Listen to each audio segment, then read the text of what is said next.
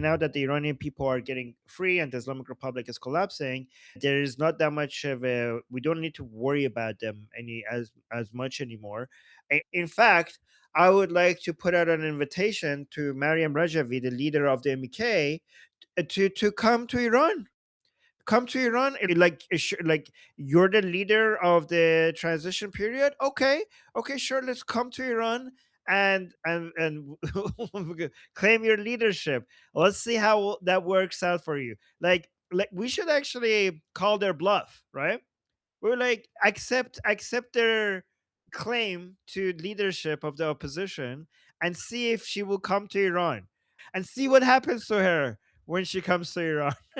Because I don't consider them a threat. Like the Iranian people have demonstrated that Prince Reza Pahlavi is their leader, and there's absolutely not a single person that could challenge him on that. Like that's even close to the same popularity and recognition that he has. Let alone the MEK, because MEK is not like, it's not like they're like second or third or 10th in popularity and Princess Pahlavi is number one.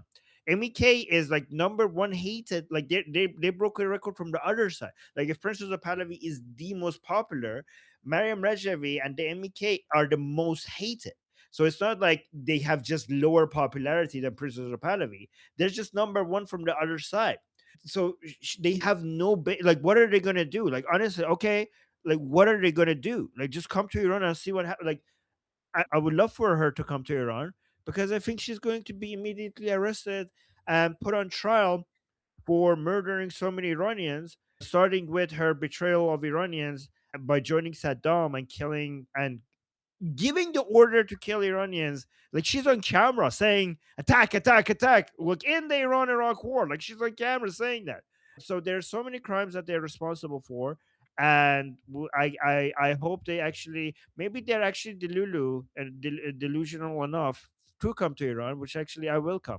I welcome her. Like let's maybe actually play into that. Just be like, yeah, sure, you are the leader. Come to Iran. We will have But a red carpet for you. See happens. Like maybe I bet you that. I bet you even if we just tell her, dare her to come to Iran, she's not gonna come to Iran. She knows what's gonna happen if she comes to Iran.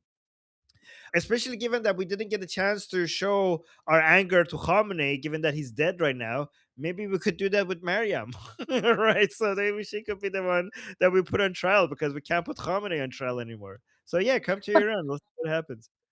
aren't you afraid that people like Elizabeth Warren, AOC, Omar, don't aren't you afraid that there are several more of our American politicians are being paid off by the various shell companies from putting money in our politicians' pockets? Aren't you afraid that the same thing that happened in 1979 is going to happen again? That they're going to undermine the whole government?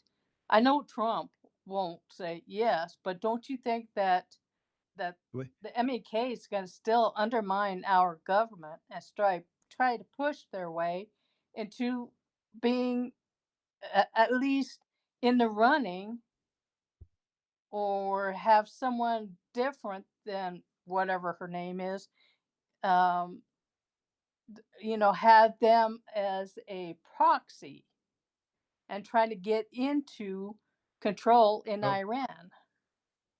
okay, Kelly. So I'm gonna answer that, but like we have a list going on, so let's do go through Sorry, the way to get on the. I just Yeah. So started today. yeah, So in your yeah, group. I'll let you know how to get on the list, but I will answer your question, okay? And I'm gonna go through the list faster so that we could get to everybody. So I there's a apologize to but everyone. that I that's apologize.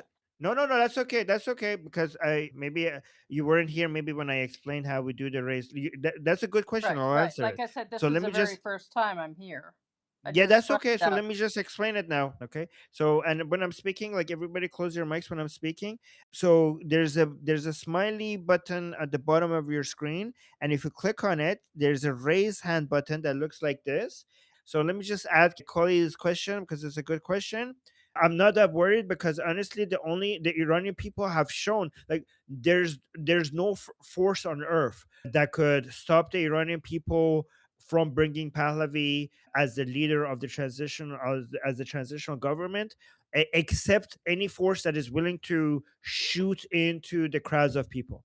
So, short of that, if we remove that barrier, then there's nothing that anybody could do. Millions and millions of Iranians want Princess of Pahlavi, and nothing else could be forced upon them unless another force is willing to shoot into the crowds of millions of Iranians people in the streets.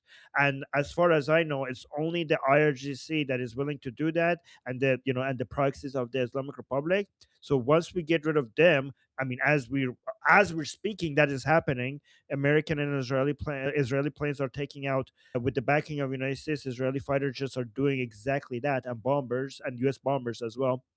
Once we remove that obstacle, nothing like what are you gonna do? Like you're gonna come like, oh, we're the leader. Who's like the Iranian people have given tens of thousands of their lives for return of Pahlavi. They have written with their own blood Javid Shah on the walls in the streets of Iran. Who's gonna come and tell them like, well, actually, here's another leader? What are they gonna do? How are they going to force that on the Iranian people? Unless they're willing to shoot tens of thousands of Iranians again, and kill tens of thousands of Iranians again. Nobody, if that is not going to happen, if that is not happening, then there is Pahlavi and nothing else. Anyway, so let's move on Yeah. down the list. I had a Yeah. second, somewhat related point. I'll make it really brief because we have a super long list. I was looking at statements made by Democrats, and they're all along the lines of Trump is bringing the U.S. into an illegal, poorly planned, unnecessary forever war against the wishes of the American people. So the focus on illegality makes me think that they're not just trying to say that Trump is bad and don't vote for him. They're also trying to delegitimize what will come next in Iran. So that's why So then, I'm yep. worried about the Well, it, double it cooperate doesn't. with them making. That's not the concern. The concern is that they put enough pressure on Trump for the political cost of this military operation to become so high that they force Trump to stop the operation midway before they accomplish what they need to accomplish. That is the worry. Okay, but these progressive politicians, are not in any authority. Once the Iranian people choose their own leaders, it will become official under international law as the government of Iran. So like a couple of progressives in the Democratic Party are not going to be able to change that. So I'm not worried about that. I'm only worried about this is why we need to really support President Trump right now, but for his political capital to be high enough to be able to finish these operations. Next, I'm going to move on to Sapir really quickly so that she can get some rest before the next alarm.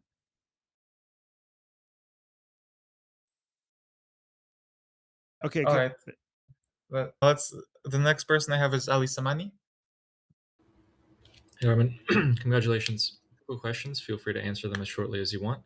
One, since September, I've been telling some dear friends of mine in Iran that within 1 to 3 years the regime would be gone. Since all of this started, I've been explaining everything, all the same talking points that you have, and still, even today, they feel so unsure about if it's finally going to happen. I'm telling them Khamenei is finally dead, like everything's happening. Why don't you feel so happy? And they're like, well, what if they make a deal and talk and the regime somehow stays? And I refute all of their points with all of the talking points that we've said, all this logic. And so I was wondering, I arrived at the conclusion that they have PTSD from everything, and they just can't simply believe that none of this is real. So I was wondering how big of a role that's going to play in the upcoming months or years. Yeah, I mean, so many people were predicting that nothing is going to happen, that President Trump is not going to attack, Israel is not going to attack. So I mean, let's go even a couple of steps back, right? These naysayers, they all said that Prince Reza Pahlavi can't do anything. He doesn't have support inside Iran. And then he came out, he gave the call to action, and millions of people showed up. Even before that, they will say that Prince of Pahlavi is incapable of creating an organized group of people with a plan. He came out and he has now the most organized team and a plan for the future of Iran, not just in Iran's history, but in the history of the world. In the history of revolutions, there has never been a greater revolution planned and the transitional period planned before the revolution is successful. Like I challenge you to go find anything like that. So they say he can't do that, and he did it better than anybody. Him and his team did it better than anybody in history. If you go look at his team and his plans for the transitional phase, then they said, well, okay, well, he has now an institution, a group, a team, and a plan, but he doesn't have a base of support inside Iran. We said so. First, we said no, he can, and then he proved us right. Then we said no, he has the greatest amount of following in Iran. They said that was untrue, and then when he gave his call to action, millions of Iranians showed up, and they all were chanting, "This is the final battle. Pahlavi will return," and Javid Shah. Then when that happened, they said, well, that's not going to happen and that's not going to do anything because the Islamic Republic can just shoot Iranian people, so that's good, useless. So Prince Reza Pahlavi, well, he shouldn't even given the call to action because it's not going to bring down the government, it's not going to result in anything. I would say like what it's doing is bringing the attention of the world and is giving legitimacy to the regime change plan by Israel, and now United States is also on board when it comes to regime change plan inside Iran. They said no, that's not true. They always make a deal with them. The Americans like they betrayed us in 1979, and they're going to betray us again. They're not going to do this. Israel doesn't care. United States doesn't care. The Prime Minister Netanyahu made a false promise. They lied to us. President Trump lied. These are the minority voices. I mean, he said, nope, it's coming. It's coming. And like, where happened? What happened? You guys said that something is going to happen. Nothing happened. And then eventually, yesterday, they attacked. And even when they attacked, they're like, okay, this is like it's going to be a symbolic attack. It's not about regime change. Then they killed Khamenei, or like guys, they killed Khamenei like within like right at the beginning. Like Khamenei is dead. Okay, like you said this is not going to happen, and Khamenei is dead now. And now they're saying like, fine, Khamenei is dead. That doesn't mean anything. The regime is bigger than Khamenei. And like, okay, they're killing out IRGC leaders one by one as we speaking. Like, well, it's a system. They are too ingrained in the, they're too intertwined in the economy of the country, and it's like they have so many operations. This is not going to do anything. And it's like, if eventually there's a lot of chaos within the IRGC and the Iranian people come out, this is going to lead to a revolution. Eventually, that will be the beginnings of the end of the regime. So, what you could point to is how wrong all the naysayers were so far, and maybe like maybe you're wrong this time as well. Like maybe like I don't know, have some. I mean, if you follow the trend, even without this attack, every single year the Islamic Republic has been getting weaker, and the Iranian people have been getting stronger. So even if you just continue, and this change has not been linear, it has been exponential. So even if you just follow that, I mean, eventually that will just lead to the Islamic Republic falling. If just by that, it's math, it's simple math. So that's what I would say. Anyways, that took longer than, but yeah. Next, I have the other Ali Farbakhsh. Hi, thank you, Armin. I just have two quick questions. I'll try to be brief. My first question is regarding after the first phase of this, and I'll call it humanitarian operation, because we know the war was started a long time ago, to be honest. How much of the suppression forces are still left? I know there's been a lot of defections. I know there's been a lot of people already killed in strikes and stuff. My question is, how much of the suppression forces are still left? What is the people of Iran still facing? That's number one question. My question is, do you think I should respond, and how would you respond? Okay, so when it comes to the Islamic Republic's ability to continue to suppress people after these attacks, and the forces that they have left, it's actually the way that we need to think about it is the command structure rather than the number of people that they have. That is key, right? So even before the recent strikes by Israel and United States and the Islamic Republic, we saw that during early January, when the Islamic Republic wanted to attack the Iranian people, shoot the Iranian people, and suppress the revolution, they had to bring foreign forces, right? They had to bring for like Hash Shabi from Iraq, Fatimian from Afghanistan, and Zainabian from Pakistan. You don't do that if you have enough of forces. That also confirms that there's a huge level of desperation, because the number of people that they brought were in the thousands. It wasn't in like the hundreds of thousands, right? And the IRGC should have enough people for, I don't know, like 10,000 people not to be making that much of a difference. So why did they have to bring these mercenaries from outside? Shows that there is a huge lack of ability to convince even IRGC people to shoot at people. I'm pretty sure there are many of them that would, but there wasn't enough, and that was before Khamenei was killed by Israeli fighter jets.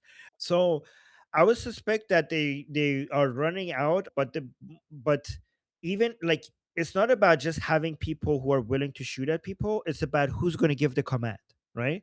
So the beautiful thing about Israeli and American operations is that they are monitoring everything, and to give the command, you need to communicate. So you either have to hide in a hole, or you need to use, I don't know, technology to communicate to people, to mention to people what the commands are.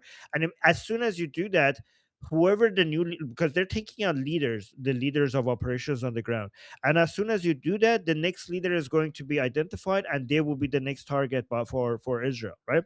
So even if you have some people who are willing to shoot at people, if you don't have somebody who's giving them order, then what do? Like, where do we go? Who do we shoot at? There's a term called atesh be'ikhtiyar. Like, they try to give them the order that, guys, like, there's going to be no command. You guys just go and find people to kill by yourselves, without, like, organically, apparently. But again, that's so unorganized that it's not going to be that very effective. So taking out by the way, a lot of these people will be now thinking about their survival because Khamenei is dead. So if they see, so other than Khamenei being dead, if they're noticing that nobody is giving them commands, or now the person that was giving them command yesterday, that there's a new commander now, like, what happened to that guy? Is like, people are going to realize that, oh shit, that guy is dead as well. So to a lot of these people who are receiving these commands, the impression is going to be that, I, I probably should get away. Like, I'm like, I should, like, it seems like this is the end, and maybe I should be thinking about my survival more than killing people.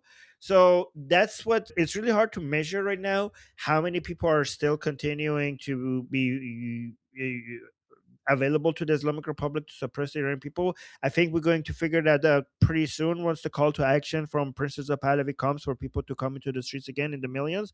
We're going to see how much the Islamic Republic how much can they continue doing the killing. But we were told by both President Trump and Prince Reza Pahlavi that there has been mass defections. So that is very promising. Hopefully, we're not going to see anything like we saw in early January. But there is no, I can't give you a number. We don't know. We've just been told by Princess of Palavy and President Trump that there has been mass defection, and also we know that as we're speaking right now, the Israel is doing the greatest military operation in the history of Israel when it comes to the scale of the attack.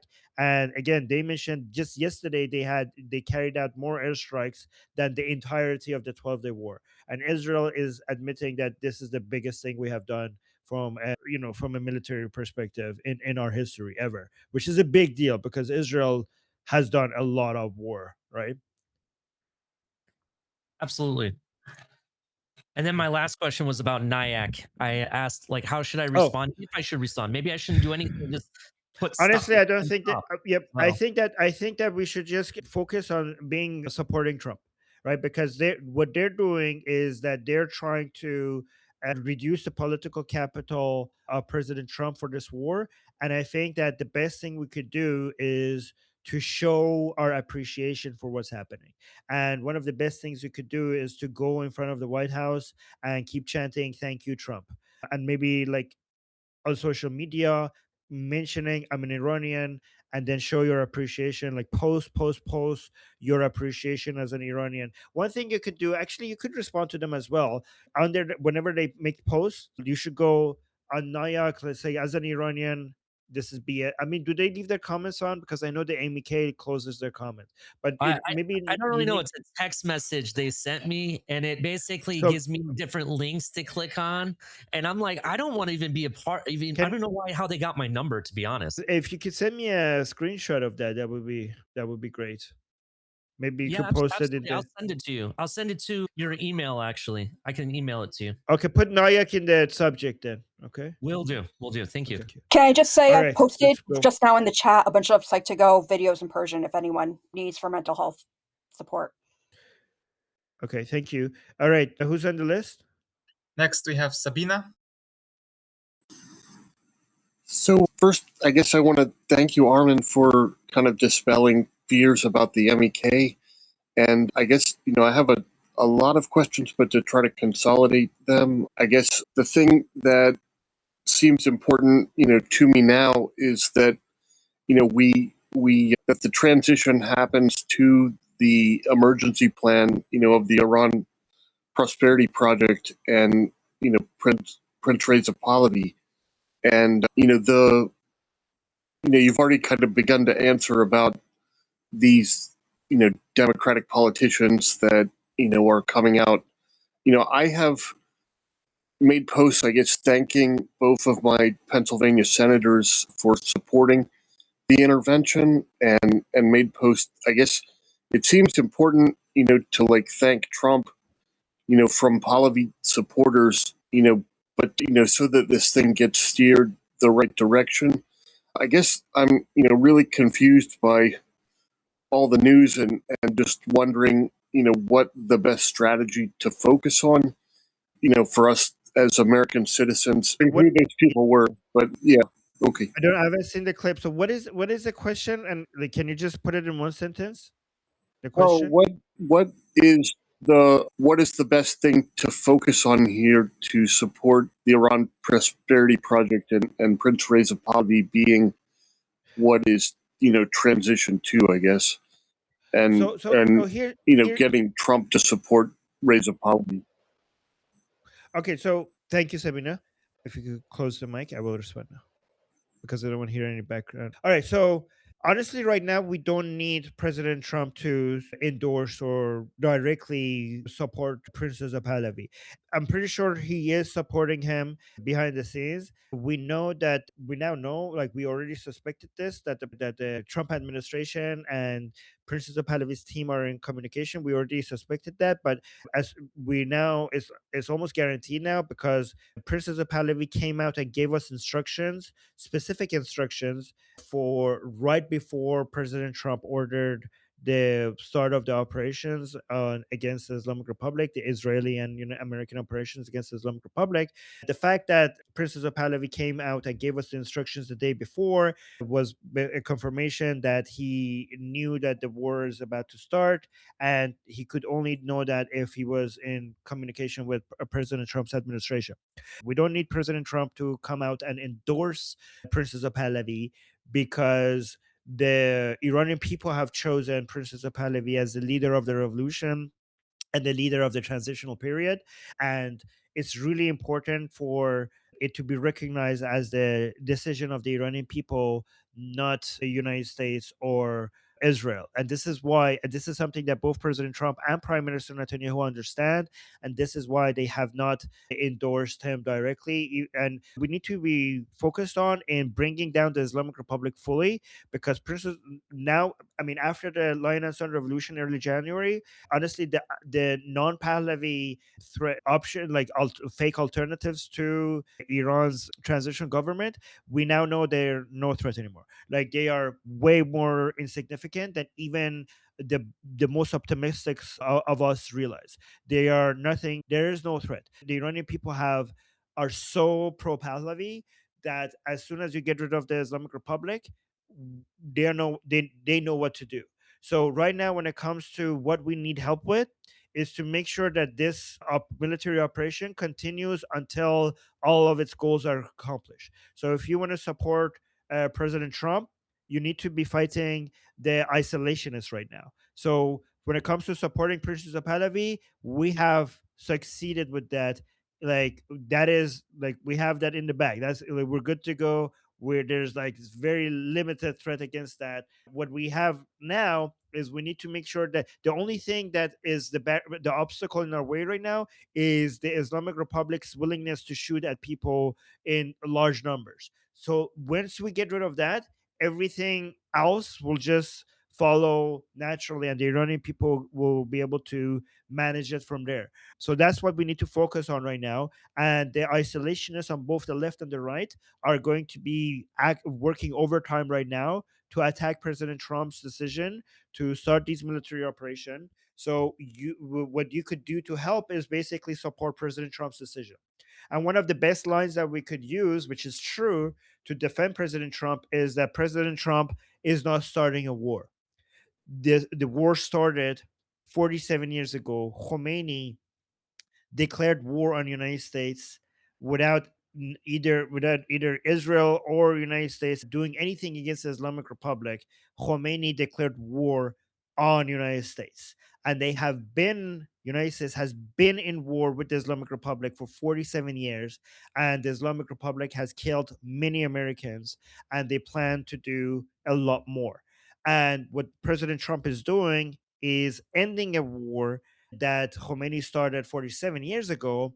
And if you need to also convince more Americans that the cost associated with containing the reign of terror of the Islamic Republic is significantly higher than the military operation required to completely remove them.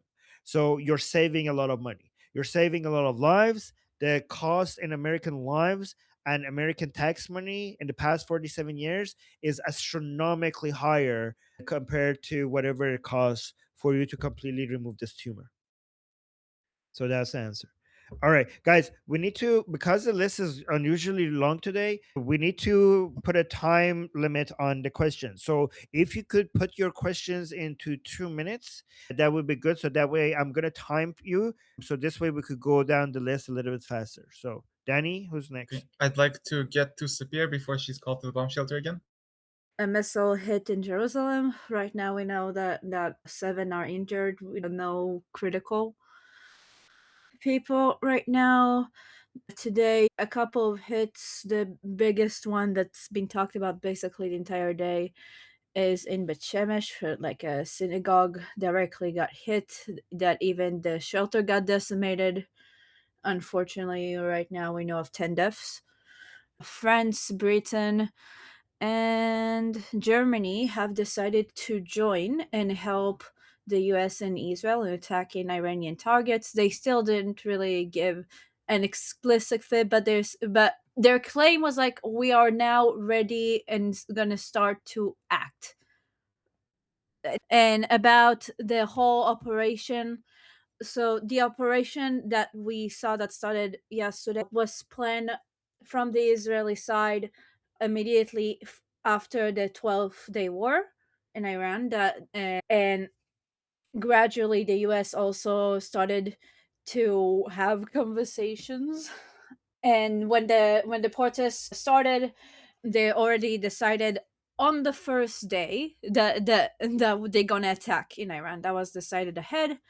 There were multiple cases where we almost started, and this is why we had so many conflicted reports in Israel of like, oh, okay, yeah, you need to start opening shelters even like 2 weeks ago.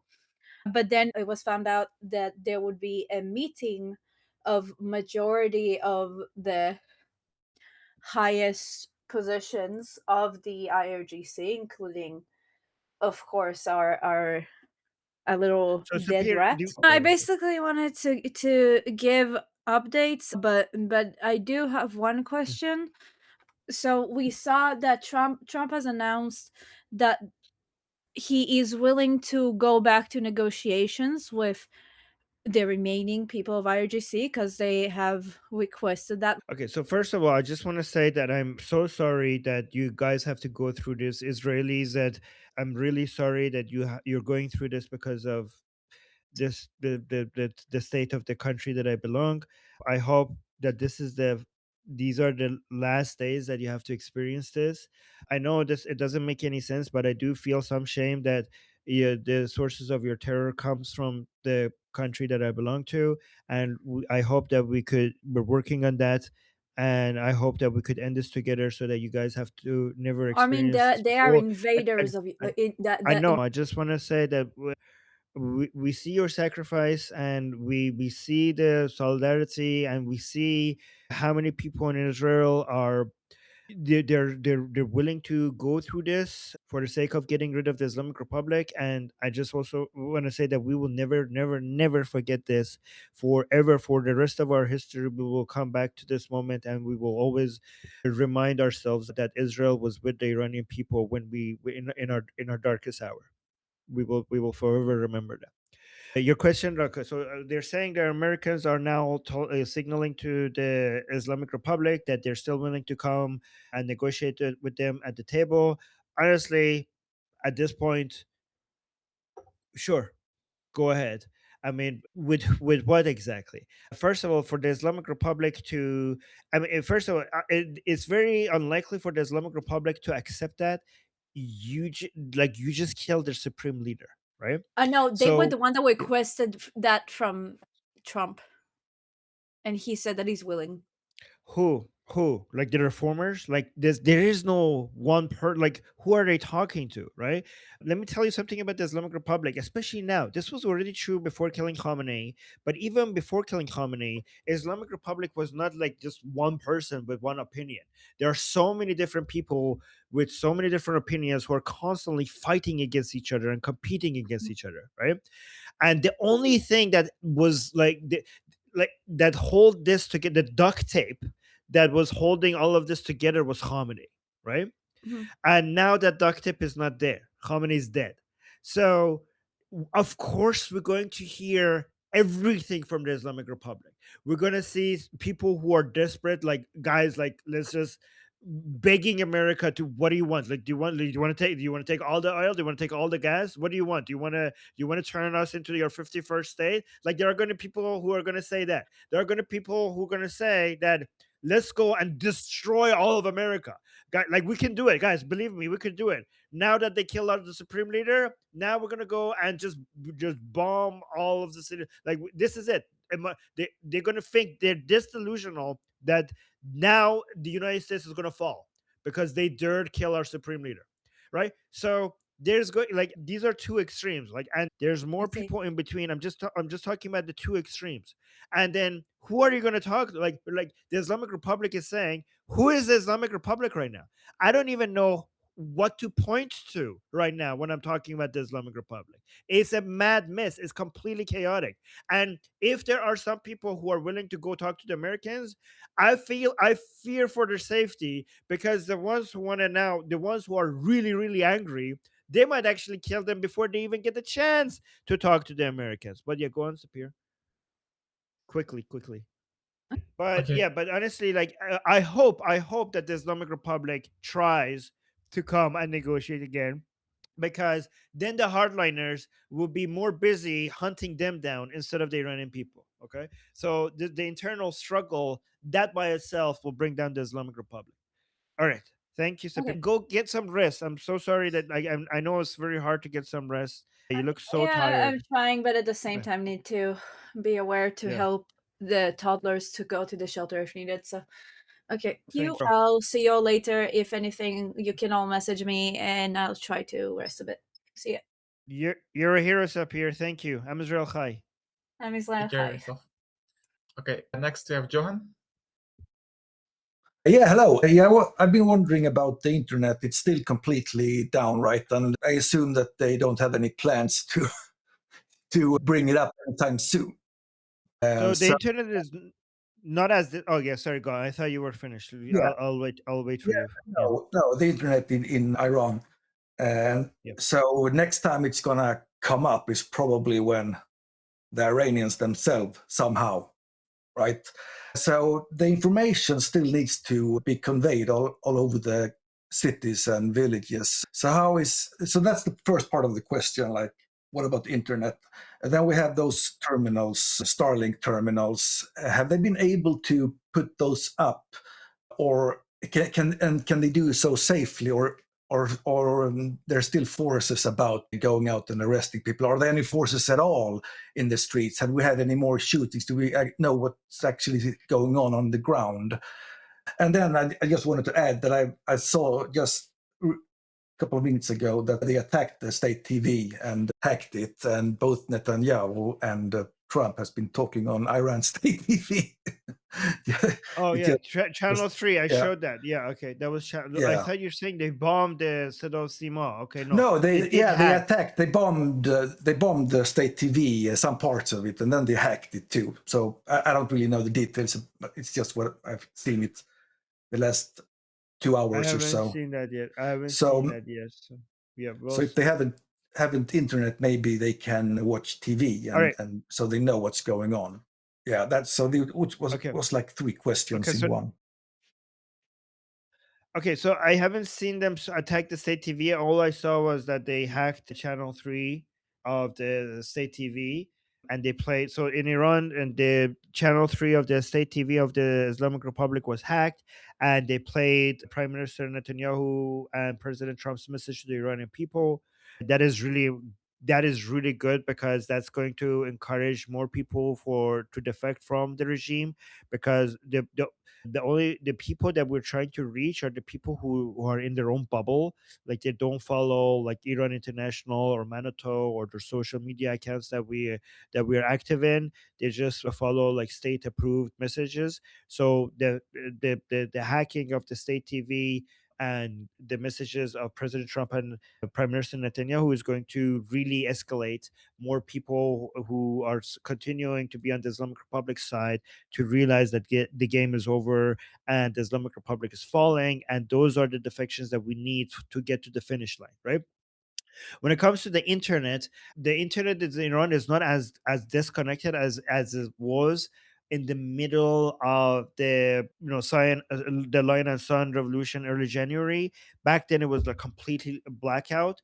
I do get messages right now from people inside Iran, so I think like the access has been limited a lot. But I'm talking to my dad. My dad is in Iran. I'm talking to these are people who don't have Starlink, right? So like you guys know Patipto has Starlink, so he's always connected to us. But I'm now I still talk to people who don't have Starlink, and they're saying like 90% of the people don't have access to internet, but there are certain VPNs and stuff that people are using that is working for some reason.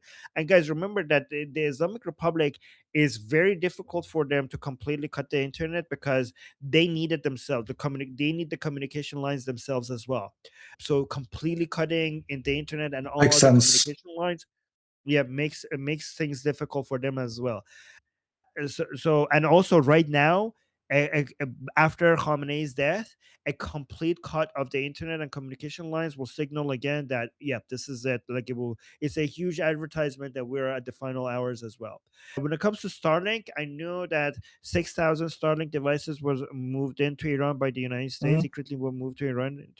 I don't know how many of them are operational, but I do know that more and more people are using Starlink as well as a way to get connected to internet.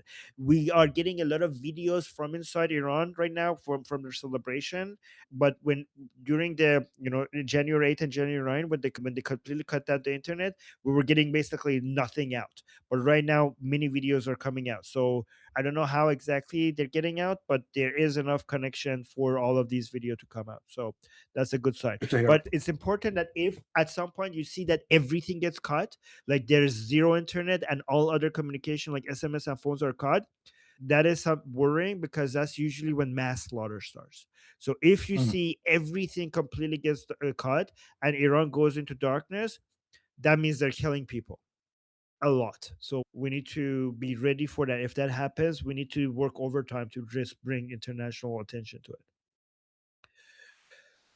Okay, thank you for that. Next, I have Yusuf. Thank you. Okay, so I just want to express my gratitude that I'm glad that the strikes on the Islamic Republic has finally happened. The regime is not so invincible, even as it's at first seemed to look like that was going to last forever. But history otherwise shows that that rogue regimes do not last forever. Yusuf, we're Example, focusing on questions if you can. Like you're focusing on questions. Sorry to interrupt. But like we're trying to focus on questions. Yeah, but go on. well, I didn't really have any questions because I just wanted Oh, to express my gratitude okay. that the strikes are finally happening. The regime history shows that rogue regimes do not last forever, even if they claim to be eternal. Hitler thought that his regime was going to be the 1,000-year Reich, but it only lasted for 12 years, and Pol Pot thought that his revolution was irreversible, only to get screwed over by the Vietnamese forces. And Assad thought that he was gonna that he was that his regime was gonna keep going in Syria, only to also get destroyed in 2024. Yep.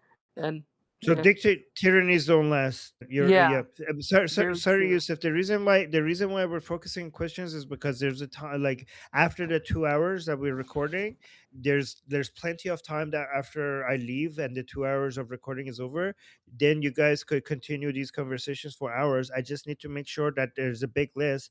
I just want to make sure that I get to as many questions as possible because I don't want anybody on the list to be left out. Okay, All so right, let's yeah, sorry. Yeah, thank you, Yusuf. And I appreciate your support. Just want to make you're sure that we welcome. get through as many questions as possible. All right, so let's go to the next person. And guys, I'm going to time everybody. Like, so try to get to the question in 2 minutes because the list is very long. I'm sorry to rush you guys. So sorry. I'm just trying to be respectful of other people on the list. Okay, that's the only reason I'm doing this. Okay, so who's next? And then I'm going to time Next, it. Michael. And then Michael, questions. How's it going, everyone? How's it going, Armin? Hope everyone is doing Good, well. good. Yes, So yes. I Go have a ahead. question. So currently, The Guardian has posted an article stating that Trump is willing to talk with the current regime. I don't know if that's like news propaganda. I wonder if you could clear that out in one of your streams that you might have coming up. Yeah, so you're saying the Islamic Republic is reaching out to United States and they're saying they're ready for negotiations? Well, Trump says that I think that he agreed Oh, to talk with the Iranian regime if they're willing to do so. okay, but who's the Iranian regime right now exactly? Well, the Ayatollahs, the Okay, IRGC. yeah, okay. So the head of IRGC was killed. Hmm. Khamenei was killed, right? So I don't know. There's the problem with that is first of all, if they could do that, that would be let them do that. Okay, we'll see how that goes, right? The right now the Islamic Republic. By the way, close your mic so there's Sure. while I'm speaking. Yeah, sorry. So again, guys, the Islamic Republic is completely in chaos right now, right? If the United States and Israel have taken out all of their main leaders and they continue to do so as we're speaking right now, the head of IRGC, so many of the main people within IRGC are dead, many of their politicians are dead. There isn't really that many people with the authority except maybe Larijani. Shamkhani is dead. Larijani might have the authority to speak to the Americans, but the problem is that because the people who were holding all of these different elements within the Islamic Republic with differing opinions who were against each other, because that doesn't exist anymore, even if parts of the Islamic Republic wants to talk to the United States to negotiate, the other parts will not approve, and there's Khamenei is not there anywhere to hold them back, right? And honestly, if there is any negotiations, there's going to be the terms of surrender. This is not about allowing the Islamic Republic to survive. This is about allowing certain people within the Islamic Republic to survive. So these people are not they're negotiating for their lives. Both Prime Minister Netanyahu and President Trump made it clear that this is about regime change. And given that right now the Islamic Republic is at the weakest it has ever been and has demonstrated that it has no ability to defend itself, and not only that, we have now almost every other country other than I don't know maybe Turkey that wants regime change in Iran right now because they're shooting at everybody. They're shooting at Oman, like for fuck's sakes, they're shooting at Oman. Like, did you see that? Like, Oman was the main country that was trying to save. I think that the Omani politicians are like, what the fuck did we do? Like, you motherfuckers, we were the ones who were trying to save you. Like, is this serious? Like, why are we being bombed? And yes, Cyprus as well. Exactly, cat lady in the chat. So everybody wants them gone now, and given that they can't defend themselves, given that they're weak, given that this head of the IRGC and Khamenei is dead, and Mushtaba Khamenei is dead as well, what is there to negotiate with? Like, if you are if you could already have everything you want from somebody, the only thing to negotiate is maybe not killing the Iranian people in exchange for your life. I mean, can you imagine the Islamic Republic if they want to actually negotiate to shoot at the Iranian people at this time? So the negotiations will be off. And if they're not going to shoot at the Iranian people, then you don't need to do regime change because the Iranian people will do the regime change for you. So let them negotiate if they want. Yeah, there's so much chaos. They're very So one thing that I was gonna say is I totally agree with you because there's many people that are surfacing these claims. Oh, like look, Trump, he's being put in his place, or like oh, like blah blah blah. There's this like propaganda warfare right now, and so Trump is being basically, put into place. Trump just but these people, conducted no, I know, but these people didn't understand his speech in the beginning when he was conducting the attacks that he was gonna let them do an entire cleanup. these are the dogs bark no, these are what we call the dogs barking at the sun trying to put it out by barking at the sun. That's what's happening. Okay, so the Trump just carried out the most impressive military operations in the history of civilization. Okay, within the first Now let few me give you a seconds. last question real quick. No, okay. Do you think the United States and Israel will eliminate? I think it was an interim temporal like Ayatollah that is gonna take power temporarily. Wait, ask a question one more time and make sure it's only 30 seconds. Yeah. Do you think that they'll get rid of the temporary Ayatollah that they installed right now? They might have already done that. I have to see. There's some unconfirmed reports that they might have already done that. So the person Okay, that they good. put in charge for to take Khamenei's place, there are some reports that he's already dead. I don't know for sure, but honestly, if I wouldn't be surprised. And anybody and right now being the supreme leader is a death sentence. Okay, anybody who they put as the supreme leader, they're basically like they're giving him a death sentence. That's what's happening. So let's go to Samantha. Yeah, I've been focusing on like information war. So the thing with the girls' school, yeah. So what I've been like commenting on is I've been sharing like because like I've been going through and like anytime I see it on social media, someone comment about the people who allegedly died in that girls' school. I'm sure you know what I'm talking about or have like heard about it. I've been responding that like what's it called? More Iranians would die if there was I've been like responding that like, there's no confirmation yet as to whether like who actually like did it, whether it was like the IRGC or Israel or the US, and that more people would die if there wasn't military intervention because thousands of Iranians are still being like held waiting for execution. And like also like responding with like a link to like what's it called, other like Iranians like posts about like saying how like if you haven't complained about Iranian lives being lost yet, like please shut the f up, or Iranians are celebrating this and want intervention. So yeah, that's what I've been like doing as a response to that. If anyone has any links to anything that shows that it was fake, I have not found any good credits to like I found links to people saying it's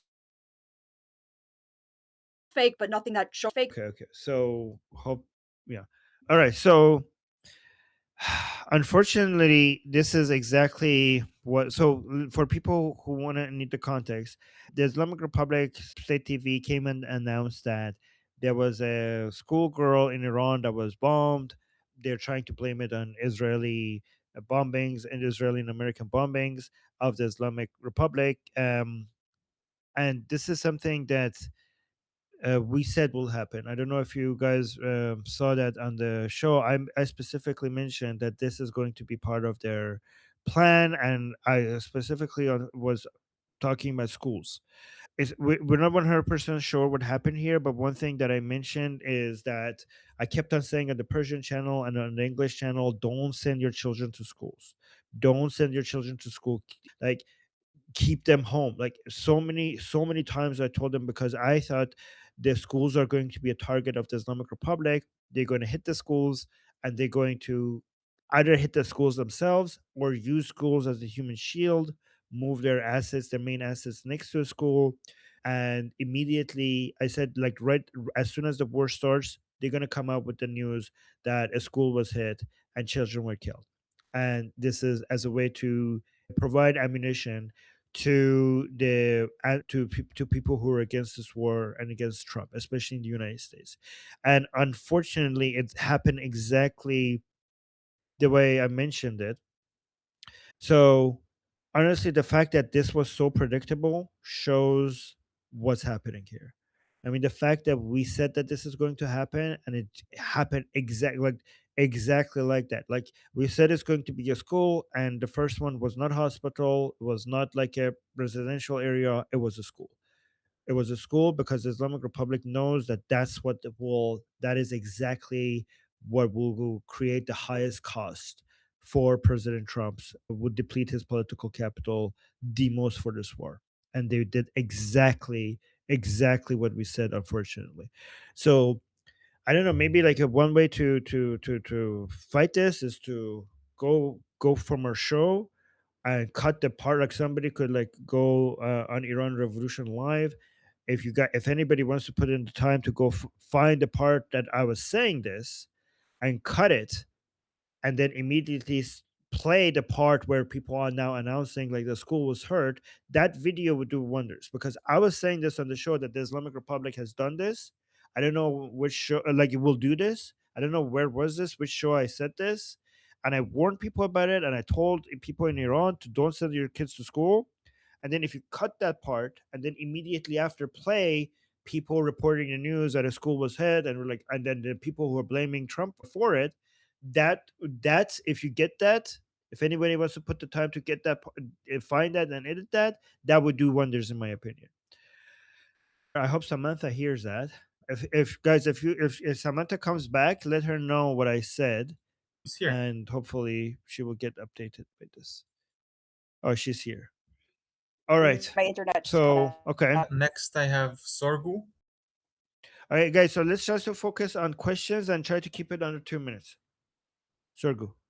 Okay, yeah. So my question is, I don't know if you can answer this, but I'm seeing a lot of left-leaning, liberal anti-Trump people who are basically taunting Trump, the people who are taunting people who are supporting Trump in this attack, and they're saying like, "Oh, if you support war, then you should go on the front lines of Iran." But my question is, why don't they ever say the same thing when they were enthusiastically for you cheering for Ukraine to fight against Russia? Like, why don't they ever tell their own people, "Hey, you should go to the front lines of Ukraine if you support sending so much money and weapons to Ukraine"? Like, I don't know if you can answer that, but that's just a personal gripe for me.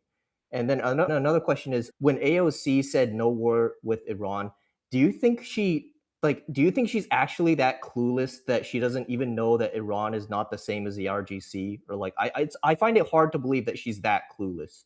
Okay, yeah. Okay, so you're saying there are a lot of people who are attacking Trump and saying, and the people who support Trump because of the military operations he started against the Islamic Republic, and they're saying that if you support Trump's war, you should go fight it yourself. I mean, that is the most retarded thing ever. I don't even know if it requires responding to. The reason why we have a government is because we give the government the monopoly to use violence. That's the whole point of having a government. We, like the citizens, the whole point of being a citizen is to vote for your government to decide when to go to war and how to use the power of violence that we gave it. So that's the entire point of modern nation states, to for us not to go to war, for the government to decide who could do violence and when to use that in as a for the sake of the national interest and the security of the nation. Remind them that you live in a representative democracy, not in a direct democracy. I don't think they know the difference, but just tell them to shut them up. But and also, if they say no war with Iran, I'll remind them that it's not Iran, it's the Islamic Republic. The Iranian people love the United States. In fact, they love the United States more than they love any other country on the planet. So there is no war with Iran. The war is with the Islamic Republic. And if they say, well, then no war with the Islamic Republic, say, I agree. That's what we're doing. There has been a war with the Islamic Republic started 47 years ago, and we agreed. Like, you know what? Yes, you're right. No war with the Islamic Republic. What Trump is doing is ending the war that started 47 years ago. A war started with the Islamic Republic 47 years ago, and we don't want a war with the Islamic Republic, and that's what Trump is doing. He's ending it. So I agree. No war with the Islamic Republic. So go Trump. Thank you, Trump, for ending it. That would be the answer. And regarding AOC, is he really that clueless? Is she really that clueless? She is really clueless. Like, I don't know if you saw her performance in Munich. She has no fucking idea. The only thing she knows when it comes to geopolitics is that Israel bad and free Palestine. That's her entire understanding of geopolitics. If you want her to comment on anything else, she's like, she has nothing to really add. Like, just go look at her performance in the Munich conference. It was embarrassing. I was feeling secondhand embarrassment from her performance. So I was just going Let- to say though, I Yes. understand where the liberals are coming from, because they think that Iran is like Iraq, and seeing how many American soldiers lost their lives in Iraq. I know what they're trying to do, but I mean, I also think it's kind of stupid to ask someone to fight and put their own life on the line just to take out the IRGC. I mean, I agree with you there, but like I at least can understand why they say what they're saying. Well, just to take out the IRGC has killed many Americans. The IRGC has killed many Americans, and they want to continue to kill Americans, and they fund people who kill Americans. So if you want to stop people from, by the way, can you mute your mic because I'm hearing some background? So if you want to stop Americans from dying, then you should support this military operation to end the war of Islamic Republic against the United States and the American people. And when it comes to comparing it to Iraq, that doesn't make any sense for multiple reasons. First of all, the problem with Iraq was not the removal of Saddam; it was the de-Baathification that came after. So the removal of Saddam was easy. The part that the Americans made the mistake is the power vacuum that was created after the Saddam's removal happened because they completely removed the Ba'ath Party and everybody that was associated with it. That's what created the power vacuum after, that caused Iraq to go into a decade of chaos, right? And basically brought ISIS. We're not we're not going to repeat this mistake with Iran, because Prince Reza Pahlavi has constantly mentioned that is not going to be repeated, and in fact he's doing a blanket amnesty for people within the Islamic Republic who are working, who don't have blood on their hand, they could continue to do their job in the positions that they already have. So that mistake is not going to happen. Second thing, the Iranian people's love for Israel and United States is unmatched. We didn't have that in Iraq. People were not this pro-American. So given that some Iranians love United States and love Israel, that's not a fair comparison. And another reason why this is not a fair comparison is because Iran is a proper country with ancient, a strong national identity that goes back thousands of years. Iraq is like a Frankenstein monster of three different things that are not supposed to be next to each other. It's the Kurdistan, is the Sunnis, and the Shias are basically forced together, and none of them feel none of them have a sense of patriotic Iraqi national identity in the way that Iranian people feel like they're Iranian. And this makes Iranian people much, much more eager to work with each other and work with each other as Iranians and to rebuild their country. They see each other as fellow teammates on the same mission. So they have the culture and the background and the institutional awareness and the political awareness to build something really great with cooperation with Israel and United States and other countries in the region. So that's why these comparisons are not fair. Like, the idea that we're going to have something from Iraq coming out of Iran doesn't make any sense at all. And okay. Okay, let's go to China.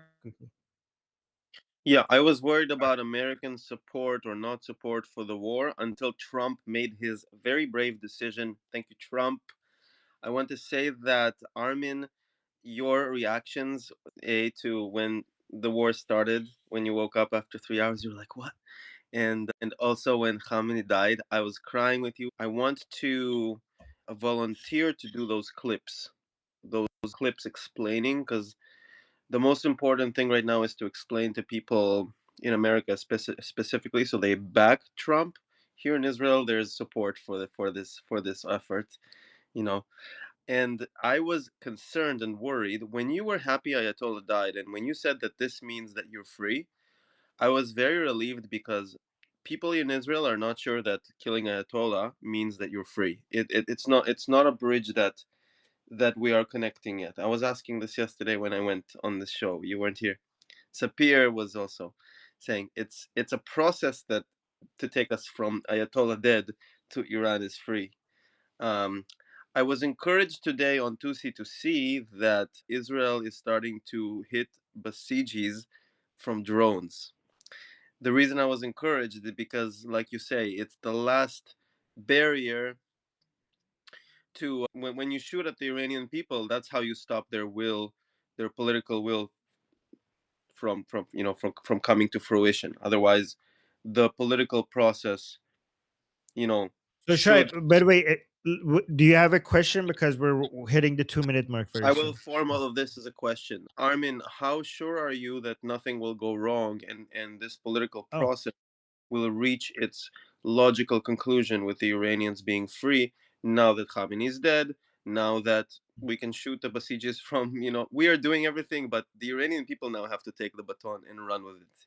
And we depend on you guys for that. yeah. Okay. So, when it comes to toppling the Islamic Republic, this is a cooperation between. By the way, Shai, can you close your mic Yeah. because I'm hearing some background? Thank you. So yeah, when it comes to the toppling the Islamic Republic, this is the cooperation between our three nations: the nation of Iran, Israel, and United States. And the Iranian people, without the Iranian people, this is not going to be possible. So you're completely right that the Iranian people are basically they need to do the final push. As powerful as the Israelis and the Americans are, you can't do regime change from the air. You need boots on the ground, and the only boots on the ground that you have, I mean, other than special operations and maybe like some commando or like spies on the ground, the only high level of boots on the grounds that you're going to have for regime change are the Iranian people. So we need the Iranian people are going to be required to do their job for this to get to the finish line. And as you could see from the speeches from President Trump, Prime Minister Netanyahu, and Prince Reza Pahlavi, all of these people are relying on the Iranian people to do the regime change, because they all ask them that there's going to be a time, and now it's not the time, but the signal will come from all of these three people when it's time to come back into the streets in millions and get us to freedom. And the way they're talking about it seems like suggests that all of these attacks are for that moment. All of the attacks against Khamenei, killing Khamenei, Mujtaba Khamenei, Ali Khamenei, IRGC leaders, they all have been designed to bring about the time where the Iranian people could take back their country. So this is why we're very encouraged, because killing Khamenei was not just for the sake of killing Khamenei. Based on all of these speeches, killing of Ali Khamenei was to bring about the conditions for the Iranian people to be able to do the regime change. That is why we're very encouraged. So I never suggested that there's going to be no problems. There's going to be problems. There's going to be challenges. Nothing is going to go perfectly. And how long this is going to take, we're not sure. The military operations could go on for another 2 weeks. I've seen some estimates that suggest that it could cause going on for 2 weeks.